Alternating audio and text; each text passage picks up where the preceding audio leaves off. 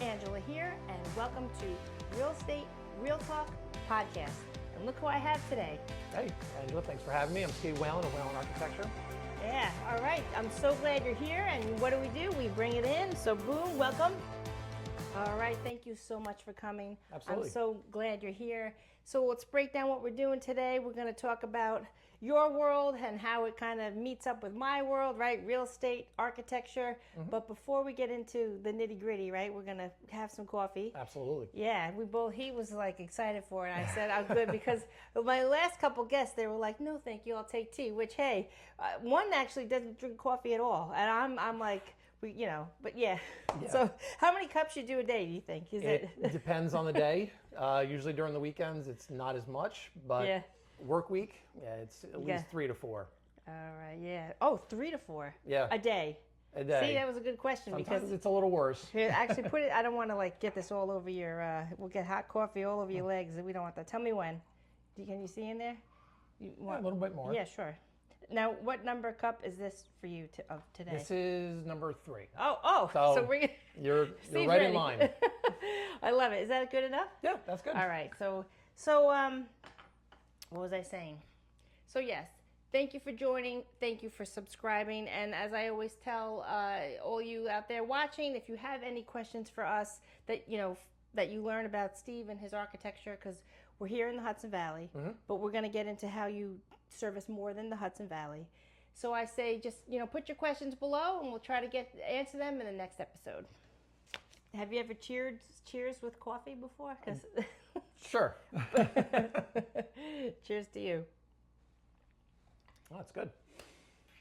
Good brew. Yeah, that's actually, have you had coffee cooked on the stove before? It's been a while. Yeah. But yeah, I didn't know if I didn't want to make it too strong, but you could make it stronger perfect. when you cook it. We could really. But since you're a 3 to 4 cup a day guy, I should have put it on the stove for 9-10 minutes. You would have really liked that. Oh yeah, that Next really time would have flown through this interview.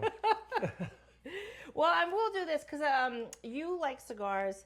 Yep. People that know me, I love cigars, and I wanted to kind of give you a thank you token for coming on. And I thought, let me give Steve some cigars today, because here's what. Stay tuned, guys, because we're having a real estate meets cigar event coming up in Beacon in March 2026. So, and of course you're invited, and tell everyone you know. But so I figured it's really apropos, and you ever tried Ferio Tego? I don't think I have, but this is a Huma pack, and I just wanted to show you this one. The Suma. Okay. I put this in my top 5 cigars. Like, I do the annual rating on my I have the cigar podcast, and so this is always in my top 5. So when you enjoy these, you text me and let me know what you think. But these are for you, and thank you so much for coming. Thank you. Oh, we have a friend. I say it in every episode. I love it. Oh, man. We're just going to put Finn's bed here, because the last guy that came, she definitely didn't want to leave. And I always say, you're hiring the right guy then. You could trustworthy. Yeah. If Finn won't leave you alone. I love dogs. Yeah. She's like, no, I'm not going anywhere, but right on Steve's lap. Yeah. So tell us what you do, who you are, introduce yourself. Absolutely. So we are a full-service architectural firm. We're based in LaGrangeville, New York. I have a staff there's 5 other people in my office other than me. There's 1 other registered architect. Got a couple project managers. We specialize really in all project types, residential, commercial, healthcare. I'm licensed in 4 states: New York, New Jersey, Connecticut, and Utah. Yeah, we'll get into that. I like that. So yeah, that's what I say too. We represent more than just this area. So I like that you're very broad in your scope there. Yeah, and I have my national certificate, which means I can get my license in, I think it's something like 40 of the states. I would just have to, apply, pay a fee, and then I can get my license in that state. So yeah, absolutely. If somebody in Illinois calls me up, hey, I want to do a brand new home, they can't find a local architect, I just get my license, a little bit of paperwork, and we're off and running. Yeah, get the expert right here. Thank you. So why, you said 40 states. I thought you were about to say 48, like the lower 48, right? Is there a reason for that? Yeah, so there's about 10 states that I would have to take another part of the exam, of the architectural registration exam, in order to get my license. Like Florida and California, it's more for like the earthquakes and seismic. Oh, interesting. I think See, Alaska, I like to get educated on here. Yeah, Alaska, Hawaii, it's more about like the severe temperatures. Hawaii, I don't even think like volcanoes is on the test, but I can only imagine. Wow. If I do a project out in Hawaii, I don't think I'd come back. Yeah, right? But yeah, for most of the states, I may be off by like a state or two, but there are a few that require additional tests. Then I can get my license. So interesting. I like that. As an architect, right? When you know, people like me, I'm the real estate agent. I don't think full scope. You don't like, you know, people out there, they might not think when you said earthquakes. That's actually exactly why you need an engineer and an architect, because you have to drive the pylons. Is it pylons? It's called pylon into like. Yeah, if it's going to be. That's pretty interesting. Yeah, if it's for seismic, you know, if it's for like earthquakes, excuse me, or any type of other building code requirements. Yeah, there's other things that have to go on and have to be installed, you know, behind the drywall. Yeah. So you mentioned new builds, and you know, in my world, I know you more as like the homeowner. When they're looking to buy a house, sometimes right off the bat, if it's like a fixer-upper, let's say, or foreclosed, they'll need the engineer and the architect to come in, and if they want to put an addition on right from the start, like that's where I would know, because it would be from the start. After that, how would I know, right? Once the transaction on my end and the closing is done, I'm out. So, right. But when you said build the new home build, that like piqued my interest, because tell us about that. Sure. So we've had a number of clients that have come in, want to build. We've designed single family homes, all different sizes. You know, it could be 2,000 square feet. It could be 10,000 square feet. I did have one client at one point.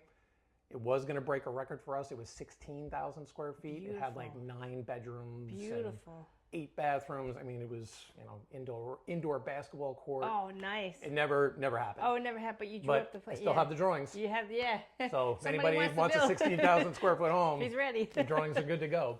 What state was that here? That was in New York. Yeah, cool. I think my son would want that indoor basketball. You'd want that indoor basketball. Absolutely. When Steve stands up, you're what, 6'6"? I'm 6'3". Yeah. So I was like, sorry, I'm squeezing you right into my little podcast area. It's all good. He's being so gracious. First the dog came, now your knees are getting knocked over here from. Yeah, it's all good. But yeah, and with those clients, some of them have come in with all their ideas. You know, they know exactly what they want. And then we've had other clients that really don't even know where to get started. Sure. And I associate that with, it's like buying a used car. You know, you just can't walk onto a used car lot and say, all right, how much? Because it's like, all right, do you want a sedan? You want an SUV? It's like, what do you want? Because, and I tell every client this, you know, it's like, I only have 2 requirements. 1, it's got to stand up forever. And 2, it has to meet the building code. Sure. Outside of that, legally, you know, you want, you know, rose-shaped windows and you want to do pink and purple siding. Yeah. It's your house. It's not mine. Yeah. So, and we try to, you know, steer our clients in the right direction, and we give them, like, even if they can just give us like a little hint of what they like, and then we can take it from there. Yeah. Have you ever, when you say like if they don't, the ones that don't really know what they want from jump, do you ask them the questions like you said, and like, you know, with the used car, sedan, this or that, are you looking for a truck? So how many times do you think you have to like, when you do the plans and then they say, okay, you're really close to what I was trying to think of, would you say you have to redraw them 1 or 2 times, or usually 90% of the time you get it right the first time, and then right? Because it depends on the owners. back to the drawing board, as they say. Yeah, we've had some owners that just they couldn't make up their mind. You know, they're looking at it more like, you know, once they say yes, go ahead and wrap it up, and like they've committed to something. I always say, you know, look, you really only are committed right before they start swinging hammers. You know, if we got to move a door, move a window, move a wall, it's not that big of a deal. It's a really big deal once all the contractors are on site and they're actually building it. And I've been in that situation as well. I It's was going to ask you that. You really can't shut it down now. It's like, you know, unless there's like a legitimate reason for doing it. Yeah. Or the cost will just be the cost of what that looks like too. Yeah, once you break ground, or like you said, once the framing's up. Now, if the framing's up, could you already move doors and windows? Because you can. That's still sticky. Yeah, but we work. There's a lot of the contractors that we work with, and we work with like a wide variety of contractors. You know, small construction companies and very large ones, and everything in between. Yeah. But I found that, I mean, the framing for like the demand, the framing, it happens so fast. You know, we did one project. It was a brand new home, and it was framed in like a week and a half. Yeah. And I drove by, I met out at the site, and concrete was in the ground. Yeah. I came back a week later, and I was like, wow, I cannot be on the same job site. And I was, and it's just amazed at like how fast things are built now. Yeah. Oh yeah. Even myself just seeing it go up, because when you drive past, there's some of the new cul-de-sac developments that are coming up. Are you part of any of the major developers around here? Like, there's like one... when I see like a cul-de-sac. Okay, this is what I see. You could break it down for us. Actually, let's tell the people, and I'd like to know, where there's just trees, and then all of a sudden there's a cul-de-sac cut out. Like, right? I've watched, right? The trucks are removing trees for 2 weeks, maybe even, well, at least 2 weeks, sometimes a month, where they just clear. I mean, it's fascinating. Where you see like, okay, there was this, and now it's just a cleared land, and they really dig into the soil and clear it. I like to watch them clear that. But do you partner with any like developers, or that it's your plans that they're building? Yeah, we're in with 2 developers right now. One's over near Walk-Hill, and one's near Pleasant Valley. Oh, okay. And it's usually, you'll have like 6 or 7 different base models, and then if you want to modify it or make like some minor changes, you can't reinvent the wheel. Yeah. But if you say, all right, maybe instead of like a single window, I want a double. Can we expand the kitchen? There's things like that are allowed in the confines. Plans. Yeah, because they can't, once they have the footprint too, of what, whatever it is, let's say 3,500 square foot home, right? And they're going to build 6 of them, whatever. You can't, the client can't really change that so much. Yeah, there's like minor alterations. Because they have to be certain space, the houses have to be certain space from each other, right? Yeah. I noticed there's a lot of new beautiful homes coming up too, but because this is the Hudson Valley, the way there's like with just cliffs off in the back, and I think, wait, did they leave enough room for the homeowner to put in an indoor pool or pool, any kind of pool above ground at some point? And I think the answer is no. What's your take on that? I do see some of that. I'm like, wait a minute, you just built a 35-foot beautiful square home foot home, and they could see, from across from Wappingers into whatever is across the river. I mean, you could see clear across the river over there in some of those peaks. It's beautiful views, and I'm like, wait, but you didn't leave them enough. I don't know, because it does. I mean, it's the valley, right? So what's your take on that? Yeah, a lot of these. Are you like, guys, can we have less of a front yard maybe and more of a backyard, or you don't, I mean, I'm a huge fan of having some breathing room, just not pack all the homes in just to pack all the homes in. Me too. And some of these families, this is going to be their forever home. Yeah, or at least like the next 20 years. The agent too, helping them get in it too. That's what I hear from the client is, okay, this is a beautiful home. It's a dream home, but where's the rest of where can I play ball in the backyard? There's no land. Yeah. And your neighbor is like right there. Yeah.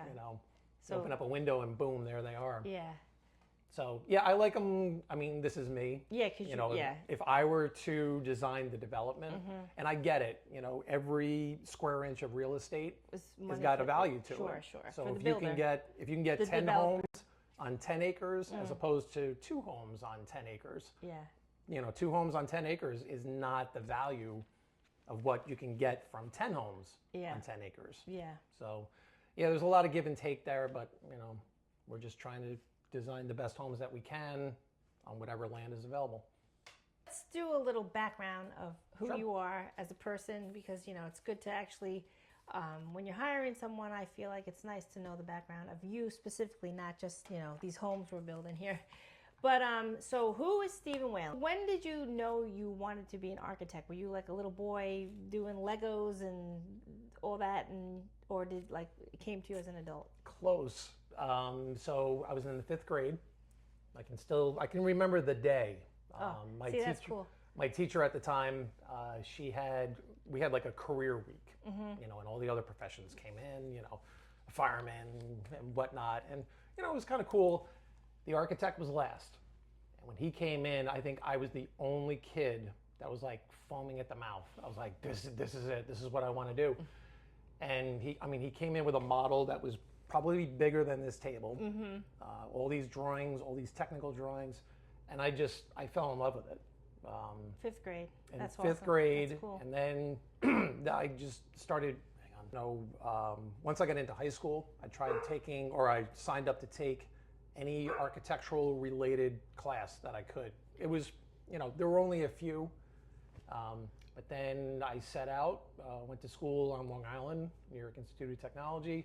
Shout out to Long Island. Absolutely. Hometown, Beth Page. And then after that, I had a string of jobs. If you were to look at my resume, it looks like a band's tour schedule.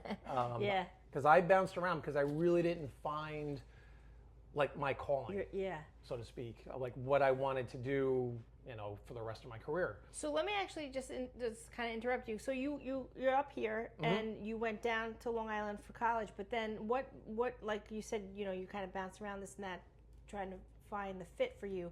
What made you know, so to speak, that you weren't going to practice down there, or just? Yeah, I was told early on, never land like the first architectural firm or even like the second. Yeah. It's probably not going to be your home. You're probably never going to retire from there. Yeah. And I was told early on, it's just like test drive a couple of them until you find like, what you're really, really passionate about. Yeah. And it wasn't until almost about 8 years after I graduated, I found a firm actually not too far from here.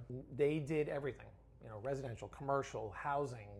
You name it, it was on their list. And I was like, that's it. Yeah. That's what I want to do. You didn't want to be limited. Yeah. And I want to, Yeah. I didn't want to be like typecast. Yeah. And Sure. I wanted to, I wanted to be interested in going to work every day. It's like, hey, I'm going to work on a house today. I'm going to be working on a new commercial development tomorrow. And it was like a lot of variety. And that's what I wanted to carry on with. Well, you're a fun guy, so that thanks. you got to keep it. I believe your work is. You've been doing this so long. It's your life. It's your whole life. So you have to. If you don't love it, I feel like if you don't love it, or anybody, it kind of comes across to the client. And I feel like because you are very well educated, very fun-loving guy, I think that's why your business is so expansive, because people probably know, hey, give Steve a call, man, because he will, And it's important, at least for me, because depending upon like the size of the project, there's a relationship there. Oh, 100%. And it's like I'm gonna be in somebody's life for it could be a few months, it could be a couple of years. So it's that could go sideways really, really quick. I don't look at it as just like a job to do. Yeah. If I did, I don't think I'd have a lot of work. You wouldn't be as successful. It's got to be, there's got to be some like personality to it. Oh, totally. And you brought up a really good point. I used to teach over at Dutchess as an adjunct, and I would tell some of the students, I'm like, look, if you're really going into architecture, it's like you had better love it. And it's not like, I wasn't saying that as like a threat, but it's like, this is like one of the very, very few professions you can't get away from. You're going to be in buildings, you're going to be in houses. There's even architecture in nature. It's like, you cannot get away from this. Yeah. So you better like it. Yeah, sure. I believe in that too. With almost any profession. Yeah. You got to, you got to love it. Yeah, listen, my mom is a geriatric nurse, and she spent almost her entire career in nursing homes. But she always said, because and she did like the emergency room, this and that, as before she found her footing. But she always said like she found her calling in the nursing home because it was like every patient was almost as if it was her grandma, that in her mind, like her memory, her grandma that she was taking care of. So that's in her, and again, that to her, that's not like, I mean, she's retired now. My mom is retired, but it wasn't really like a job either. So anything we're talking about here, real estate, architecture, nursing, I mean, if you're lucky enough to love it subconsciously, then then you will be the most professional naturally. I think you'll rise above naturally in your craft because people will recognize that. And I think it's important. For me, you said you were born in the Bronx. So for me, I'm very old school. My whole family's from Brooklyn, and we're very old school. And I like to say, listen, if you got to take care of people. I mean, to me, like you said, it's a relationship. It's not first. It's the people. It's the relationship is first, and then it's whatever you're doing is second. Really, do you feel that's because actually I did interrupt. I wanted to why I'm going on this tangent is because it's your company, your Whalen Architecture. That's you, Stephen Whalen. So that's you have your name's pride is in that too. So yeah, absolutely. And but I don't treat it as like it's mine. Yeah. It's like I have my team. Yeah. But we're all representatives of the firm. And I'm trying to even the younger staff. I'm just trying to show them, my way isn't like 100% correct. But I'm just like, this is the way I was taught. This is the way I'm moving forward, and just trying to show them the right steps. Yeah, I mean, you're a dad, so I think that helps too when you say like the younger generation. Oh, yeah. Because even for me, people on my team are of my kids' age, and it's like you have to be humble to not think, wisdom is wisdom, but like you can't just be like, in my day, because there's new, codes. There's everything. I'm sure you've seen it all. I mean, you probably thought, listen, 20 years ago we didn't do X, and then today, is there anything that stands out in your mind that like you're like, wow, we're doing that? I mean, I don't think any architect can actually keep up with the number of changes. Yeah. Like even if you were just to, like, this wasn't even a word, like 25 years ago, like Google, if you just Google something, siding, you're going to go down a rabbit hole. Like there's so many different products that are out there now, like window manufacturers, just products alone. There is so many, you can get lost with that. And that's where we come in and, we'll make recommendations, try to just steer people in the right direction. But there's so many things about this industry. Like when I first got into it, and now if you were to compare the two, it's so different. When I first got into this, we were still drawn by hand. I'm that old. So, but then once computers came in, it absorbed all of that. It's like I only know of one other architect in the area that still draws by hand. Yeah. But I think he's got to be at least retired or just does this kind of like on the side. Yeah. Because you can't keep up with computers. I think my dog was barking when you were saying that you drew by hand. Even she had something to say about that. So I hope we got that on. I hope we got that on. We got that. So we're going to close out here. And again, I'm so happy you came. I'd love to have you again. Absolutely. And thanks again for the invite. Oh, yeah. Had a great time. Definitely text me when you get to those cigars. I want to know what you think. So tell the people, I'm going to put down here your .com, where can they find you, and your phone number for people that are listening. Sure. Website is whalenarchitecture.com. And our phone number is 845-337-4331. All right. Whalen's the man right here. Thank you. Whale of a job. Whale of a dad. Remember the Carvel? Oh my gosh! The old we're Gen X. Those were fun commercials with that guy. I missed those. We just to kind of close out. I know you had said you do medical buildings as well. I wanted to kind of just touch upon that to let the people know. So what do you mean by that? Do you work with hospitals or more? It's just It's more like the organizations, like someone like, or a group like United Health Group, Optum, you know, they'll reach out to us because they're so large. Yes. You know, they have like entities like set up throughout the United States. And then they have like small branches, they'll reach out to us, and it all depends on the project size. You know, if it's something small, they may reach out to us. If it's like a $100 million project, they may reach out to like a firm in the city. But yeah, we can still accommodate those types of projects. Yeah, it's interesting. Oh, you know what I want to know? There she goes. All right. If she's barking and you're driving, I apologize. I hope we didn't scare you there. I jumped a little. But yes, what I wanted to know, especially since you are the expert, there's the that red circle on like commercial doors, like I see, like let's say Dunkin' Donuts, it says VR. What does that mean? So that lets, people want to know. Don't you want to know? in the event of an emergency, especially like a fire, that tells the firemen, you know, like what that building was made out of. And it's most likely it's going to be wood. So if it's made out of trusses or engineered lumber, it's stronger, but it actually burns faster. Oh, so it's like but I thought you were about to say virtual reality. Oh, we can get into that too. Because I do No, have I'm just, for VR. I know. So it's signals for the firemen of how to enter the. It'll let them know where they should go and where they shouldn't go. Wow. So there's all like different inscriptions that are on that sticker. Wow. It lets them know how the roof is constructed, if it's correct. You know, it's like with any new construction, we have to put those stickers on there. Yeah, sure. That's like And it's going to start going on homes as well. That's what I heard. Yeah, because and for me, again, I'm, you know, we're not saying my age, but I'm Gen X. That to me, I feel like I'm noticing that on a lot of new buildings where I've never seen those stickers ever before. I'm like, why is this on the door? I thought it had something to do with Dunkin' Donuts, but it has to do with the structure. Yeah, absolutely. I mean, I'm under the mindset that even though there's a sticker on there, the house is on fire. Who cares? Get them out. So I guess, but is it for the safety of the firemen, or is it? It really is. It's for them to like know where they're running, like where, you know. Yeah, because they're gonna know if they read that sticker. It helps them run to the best spot quicker. Yeah. So if they, you know, if on that sticker it says like the roof is made out of trusses. Yeah.